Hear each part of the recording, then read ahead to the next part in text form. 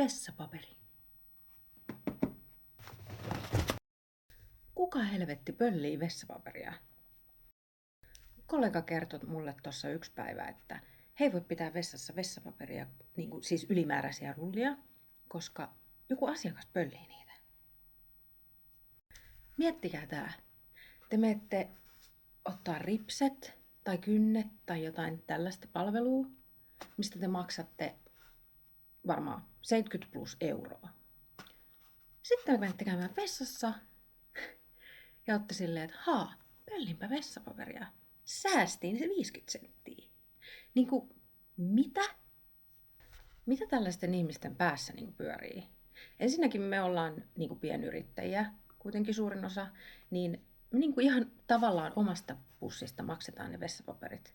Ja älkää please pöllikö meidän vessapapereita. Sitten toiseksi, miksi? Miksi sä pöllit? Ja mä jotenkin ehkä vielä ymmärtäisin, että jos tässä tämmöinen kertaluontoinen asia, että voi vittu, mulla ei ole kotona vessapaperia, otanpa tosta rullan. Mut ei. Tämä mun kollega, joka tästä jutteli, niin se on jatkuvaa. Ja mä luulin, että tämä vessapaperipöllimisissue loppui korona-aikaan. Silloinhan mekään ei voitu siis pitää vessapaperirullia tuolla vessassa ylimääräisiä, koska ihmiset kyllä te tiedätte. Mulla oli myös joskus semmoinen työntekijä ja sitten on ollut myös vuokratuolilaisia, jotka on pöllinyt vessapaperia. Mutta tämä työntekijä, joka mulla oli, niin hän pölli myös muutakin asioita. Esimerkiksi ripsipinsettejä ja käsipyyhkeitä.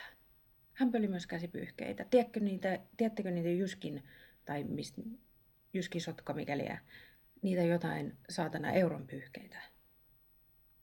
Oikeesti. Silloin kun mä sain selville tämän, niin mua lähinnä nauratti. Mä et herran jestas. Jos sulla on näin kova tarve tämmöisille kuppasille pyyhkeille, niin hei, go for it.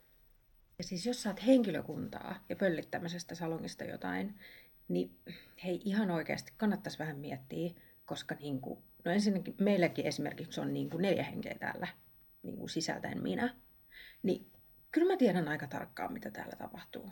Kyllä mä myös tiedän inventaariossa, mitä meillä on, ja mä tiedän, että jos jotain on pöllitty, niin kannattaa miettiä 2 kertaa.